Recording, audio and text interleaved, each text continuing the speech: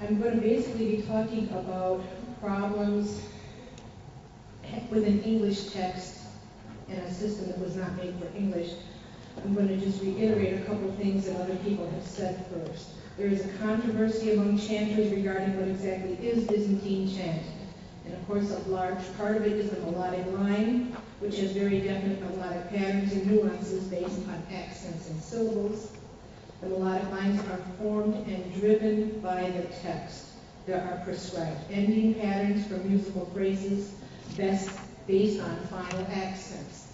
That means if your final word in the Greek text is Kyrie, and your final word in your English text is Lord, you can't use the same ending unless it's been set up right. But there are ways to end a hymn based on the accents.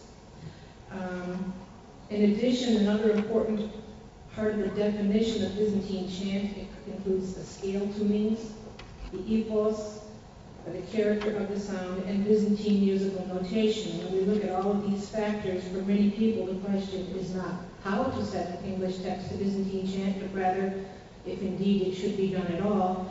And there are many people who say no, it should not.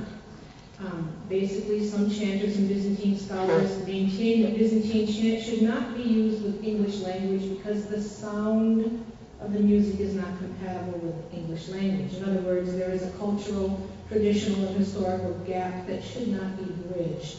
And when we attempt to combine the two, the sound of an English text being sung in a way very foreign to the English language somehow destroys this perfect marriage between text and music. And some of these proponents would argue that the English language should develop its own system of chant that would be consistent with the Western sound of the language. The Russians did it, and we probably should do that too. I maintain that we have used the tempered scale, and that made it our version of Byzantine chant.